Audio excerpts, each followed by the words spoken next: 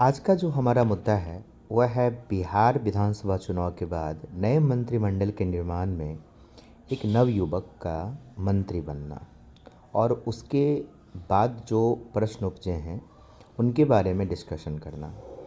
आपने मीडिया में देखा होगा कि आरएलएम राष्ट्रीय लोकतांत्रिक मोर्चा के जो राष्ट्रीय अध्यक्ष हैं उपेंद्र कुशवाहा जी, उनके पुत्र दीपक प्रकाश को पंचायती राज मंत्री बना दिया गया है। और उसके बाद कई मीडिया हाउसेज के द्वारा यह प्रश्न उभरे हैं और उपेंद्र कुशवाहा जी से पूछा गया। इवन कि उपेंद्र कुशवाहा जी ने अपने एक्स अकाउंट से कई सफाइयां दी हैं कि परिवारवाद का जो हम पर लांछन लगाया गया वो गलत है, ऐसा नहीं होना चाहिए, क्योंकि दीपक प्रकाश एक योग्य व्यक्ति हैं। सच मानिए तो अभी तक दीपक प्रकाश लाइट में नहीं थे। वो आरएलएम के किस पद पे रहे हैं, उन्होंने कभी चुनाव लड़ा है या नहीं लड़ा है, इसका उत्तर शायद उपेंद्र कुशवाहा जी के पास भी नहीं है और शायद आरएलएम के पास भी नहीं है। और बिहार के कभी भी किसी भी समाचार पत्र में आरएलएम के नेता के तौर पे दीपक प्रकाश जी का नाम कभी नहीं आया। दूसरे नेता के द्वारा यह कदम उठाया जाता तो यह प्रश्न नहीं किया जाता, क्योंकि अपेक्षा और एक्सपेक्टेशंस यह और जो नैरेटिव्स होता है, परसेप्शन होता है, यह जो पॉलिटिकल जो हमारा अप्रोच है और पॉलिटिक्स है उसमें यह एक यूजुअल वर्ड्स है जिसको लेकर के राजनीति इर्द गिर्द घूमती है। उपेंद्र कुशवाहा जी सन 2000 में, आज से 25 साल पहले, बिहार विधानसभा में विपक्ष के नेता हुआ करते थे। जब नीतीश जी 7 दिन 10 दिन मुख्यमंत्री रहने के बाद इस्तीफा दे दिए थे क्योंकि एनडीए के पास बहुमत नहीं थी और अटल जी उस समय देश के प्रधानमंत्री थे, तो बिहार विधानसभा में विपक्ष के नेता जो बने थे वह उपेंद्र कुशवाहा जी बने थे। और उपेंद्र कुशवाहा जी ने लीडर ऑफ अपोजिशन एलओपी के तौर पे बहुत अच्छा काम किया था। इवन कि राबड़ी देवी के मंत्रिमंडल के निगेटिव चीज़ों को, उनकी आलोचनाओं को वास्तविक तौर पर उभारा था मीडिया के सामने उपेंद्र कुशवाहा जी, और एक मजे हुए नेता थे।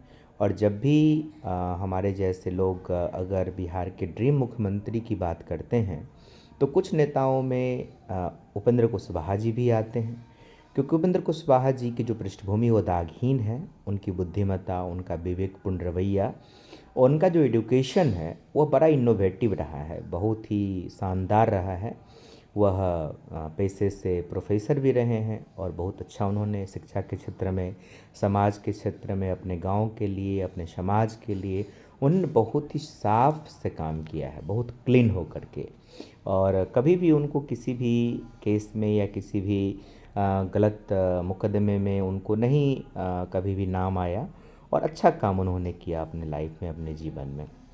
और उनके द्वारा अगर अपने बेटे को मंत्री बनाने की उनकी इच्छा सामने आई तो थोड़ा सा प्रश्न करना जो है वाजिब है।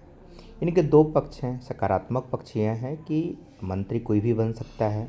हमारे संविधान में यह कहा गया है कि आप मंत्री बना दीजिए किसी को।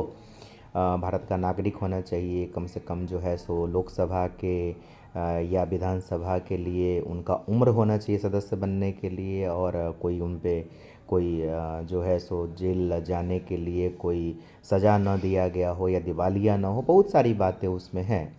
और कई बार ऐसा हुआ है कि ये दीपक प्रकाश ही नहीं, आप को शायद भारत की राजनीतिक इतिहास में कई दफ़े हुआ है। इवन कि अटल बिहारी वाजपेयी जब प्रधानमंत्री बने थे तो राम जेठमलानी जो बहुत बड़े वकील थे इस देश के, उनको बिना राज्यसभा या लोकसभा सदस्य होने के बावजूद उनको मंत्री बना दिया गया था।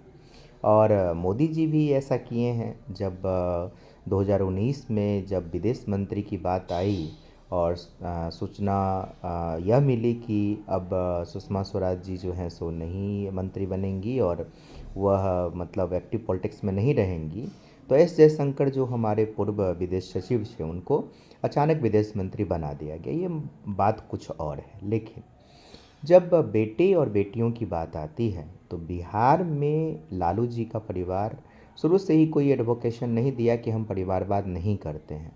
लेकिन उपेंद्र कुशवाहा का जो व्यक्तित्व था वह कुछ और था। उनका जो अपना स्वयंभू रवैया रहा है, उनकी जो इच्छा शक्ति रही है, उनकी जो राजनीति रही है, वो परिवारवाद के खिलाफ है। उन्होंने समाजवाद, उन्होंने संघर्ष को, उन्होंने समाज के हर एक तबकों को आगे ले जा कर के कुछ करने की कोशिश की। और एक योग्य मुख्यमंत्री के तौर पर उनको एक्सपेक्टेशंस जनता को रहा कि कभी मुख्यमंत्री बनेंगे तो एक अच्छे मुख्यमंत्री होंगे, क्योंकि इनका जो है सोच बहुत ऊपर है। लेकिन अगर दीपक प्रकाश जी को मंत्री बनाए हैं वो, तो एक तो उनके पर्सनैलिटी पे थोड़ा आक्षेप लोग करेगा ही। ये समय बताएगा कि दीपक प्रकाश कैसे मंत्री होंगे।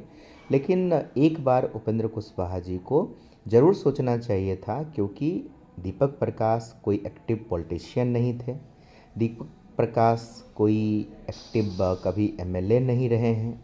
तीसरी बात कि उनका अनुभव राजनीति में, वो तो कहते हैं कि हम काम करते थे पर्दे के पीछे, लेकिन पर्दे के पीछे कोई मंत्री आगे होने के लिए कोई काम नहीं करता है। वह अपनी पार्टी संभालता है, वह अंदर से कुछ काम करे, लोगों को मैनेज करे, प्रबंधन करे।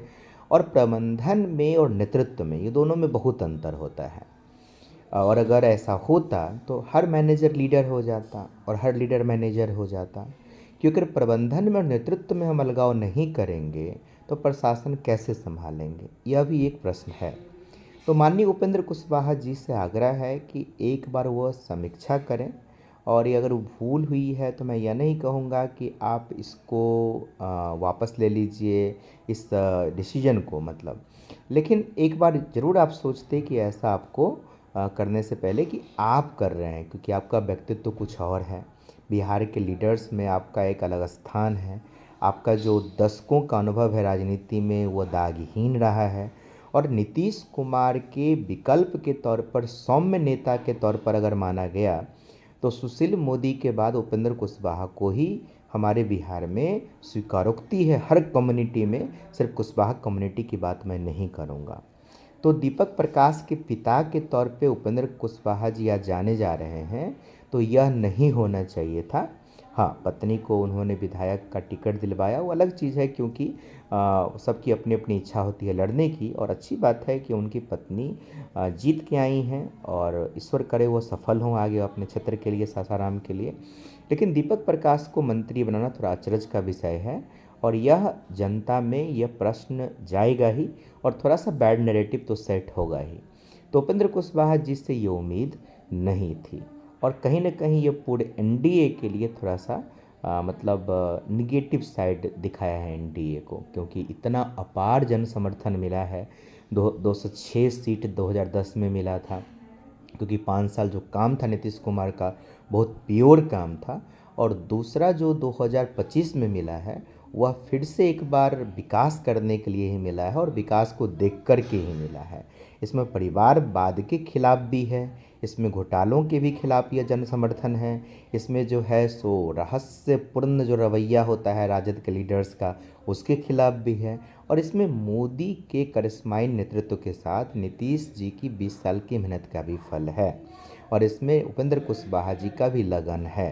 तो थोड़ा सा उपेंद्र कुशवाहा जी को इसमें बचना चाहिए था, क्योंकि एक जनता के तौर पे, एक पढ़े लिखे लोगों के समर्थक के तौर पर, ये हमें तो रास नहीं आया है।